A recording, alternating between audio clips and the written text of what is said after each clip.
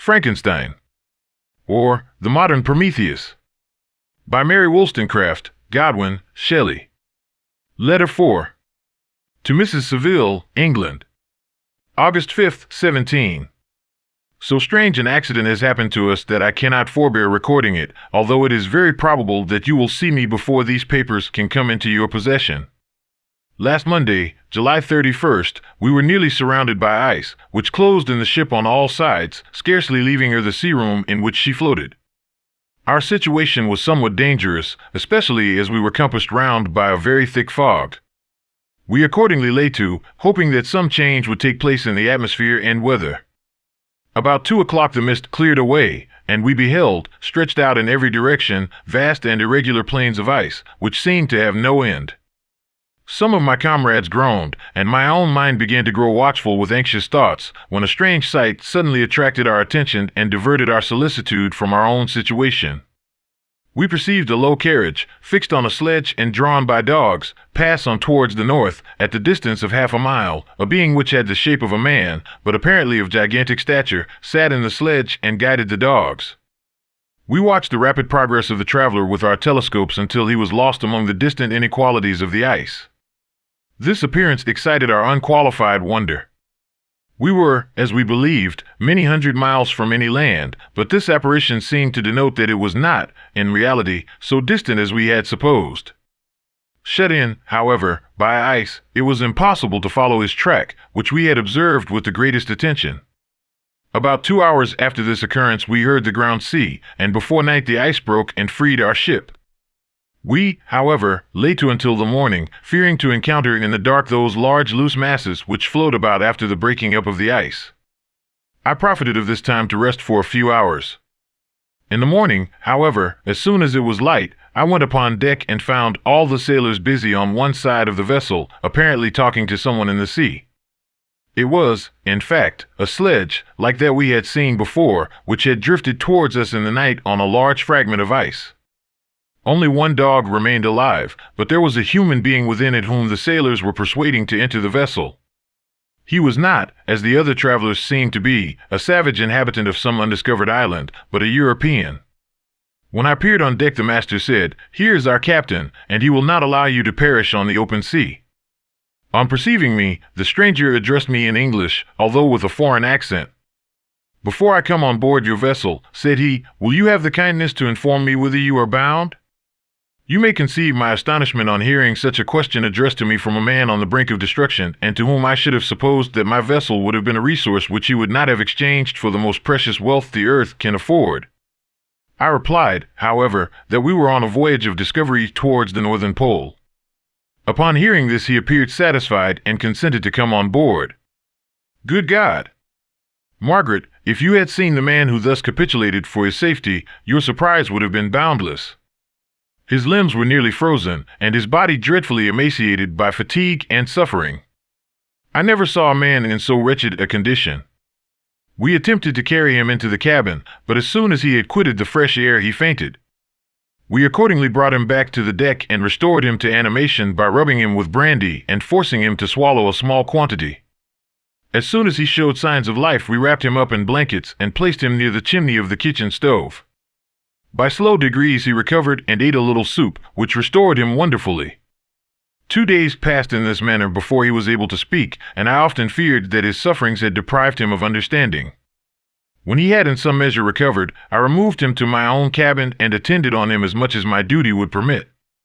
I never saw a more interesting creature. His eyes have generally an expression of wildness and even madness, but there are moments when, if anyone performs an act of kindness towards him or does him any the most trifling service, his whole countenance is lighted up, as it were, with a beam of benevolence and sweetness that I never saw equaled. But he is generally melancholy and despairing, and sometimes he gnashes his teeth, as if impatient of the weight of woes that oppresses him.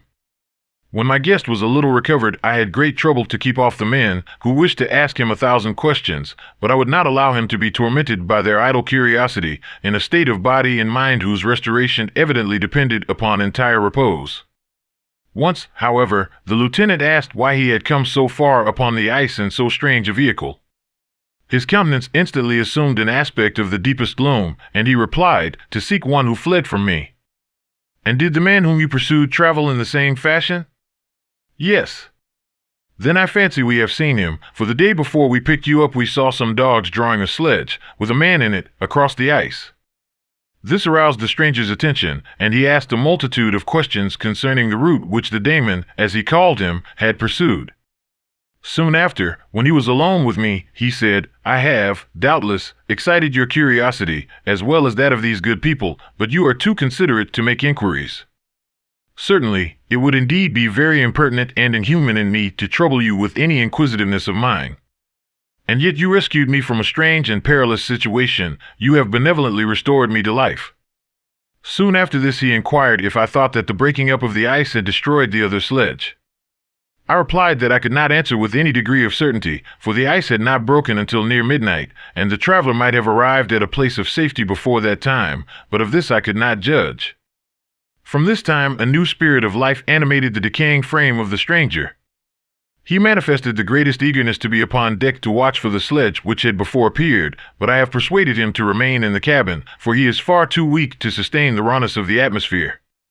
I have promised that someone should watch for him and give him instant notice if any new object should appear in sight.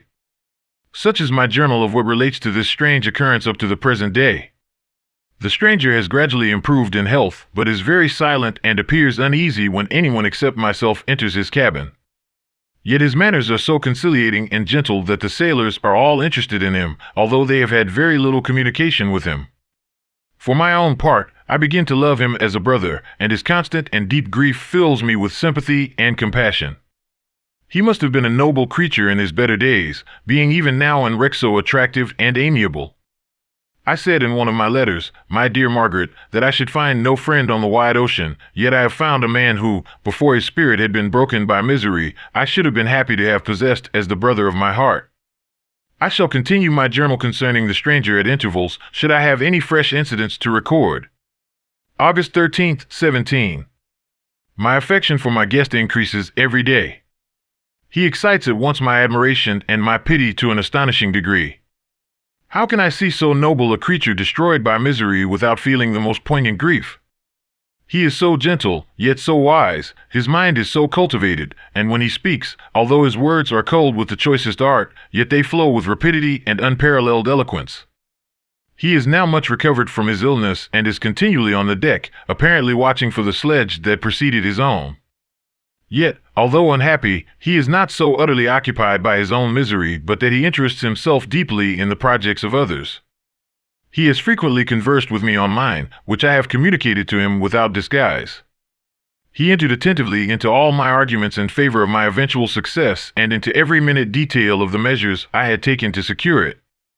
I was easily led by the sympathy which he evinced to use the language of my heart, to give utterance to the burning ardor of my soul, and to say, with all the fervor that warmed me, how gladly I would sacrifice my fortune, my existence, my every hope, to the furtherance of my enterprise.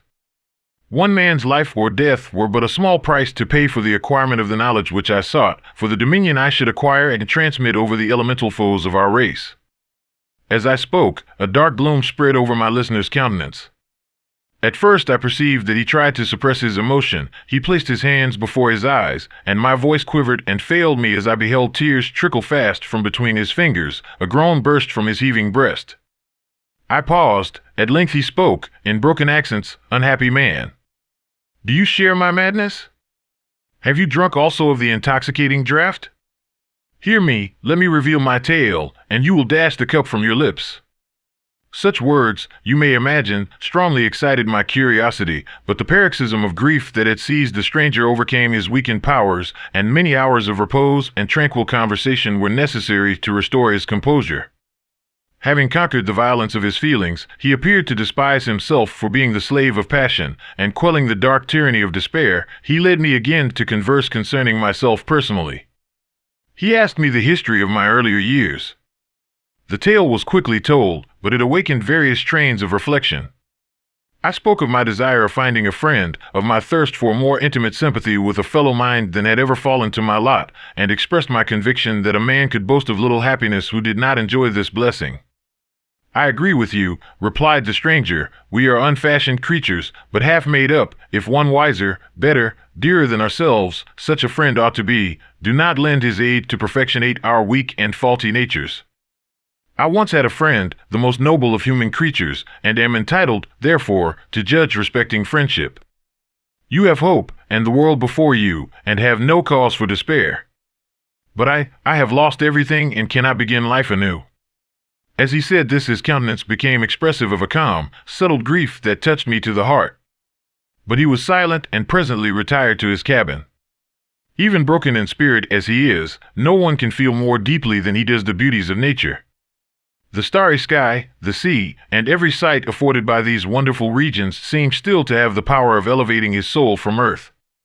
Such a man has a double existence. He may suffer misery and be overwhelmed by disappointments, yet when he has retired into himself, he will be like a celestial spirit that has a halo around him, within whose circle no grief or folly ventures.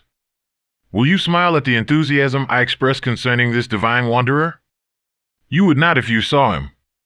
You have been tutored and refined by books and retirement from the world, and you are therefore somewhat fastidious, but this only renders you the more fit to appreciate the extraordinary merits of this wonderful man. Sometimes I have endeavored to discover what quality it is which he possesses that elevates him so immeasurably above any other person I ever knew. I believe it to be an intuitive discernment, a quick but never-failing power of judgment, a penetration into the causes of things, unequaled for clearness and precision. Add to this a facility of expression and a voice whose varied intonations are soul-subduing music. August 19th, 17. Yesterday the stranger said to me, "You may easily perceive, Captain Walton, that I have suffered great and unparalleled misfortunes. I had determined at one time that the memory of these evils should die with me, but you have won me to alter my determination. You seek for knowledge and wisdom, as I once did, and I ardently hope that the gratification of your wishes may not be a serpent to sting you, as mine has been. I do not know that the relation of my disasters will be useful to you, yet, when I reflect that you are pursuing the same course, exposing yourself to the same dangers which have rendered me what I am, I imagine that you may deduce an apt moral from my tale, one that may direct you if you succeed in your undertaking and console you in case of failure. Prepare to hear of occurrences which are usually deemed marvelous. Were we among the tamer scenes of nature, I might fear to encounter your unbelief, perhaps your ridicule, but many things will appear possible in these wild and mysterious regions which would provoke the laughter of those unacquainted with the ever-varied powers of nature, nor can I doubt but that my tale conveys in its series internal evidence of the truth of the events of which it is composed. You may easily imagine that I was much gratified by the offered communication, yet I could not endure that he should renew his grief by a recital of his misfortunes. I felt the greatest eagerness to hear the promised narrative, partly from curiosity and partly from a strong desire to ameliorate his fate if it were in my power. I expressed these feelings in my answer. "I thank you," he replied, "for your sympathy, but it is useless. My fate is nearly fulfilled. I wait but for one event, and then I shall repose in peace." "I understand your feeling," continued he, perceiving that I wished to interrupt him, "but you are mistaken, my friend. If thus you will allow me to name you, nothing can alter my destiny. Listen to my history, and you will perceive how irrevocably it is determined." He then told me that he would commence his narrative the next day when I should be at leisure. This promise drew from me the warmest thanks. I have resolved every night, when I am not imperatively occupied by my duties, to record, as nearly as possible in his own words, what he has related during the day.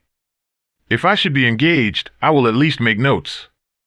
This manuscript will doubtless afford you the greatest pleasure, but to me, who know him, and who hear it from his own lips, with what interest and sympathy shall I read it in some future day? Even now, as I commence my task, his full-toned voice swells in my ears, his lustrous eyes dwell on me with all their melancholy sweetness. I see his thin hand raised in animation, while the lineaments of his face are irradiated by the soul within. Strange and harrowing must be his story, frightful the storm which embraced the gallant vessel on its course and wrecked it. Thus,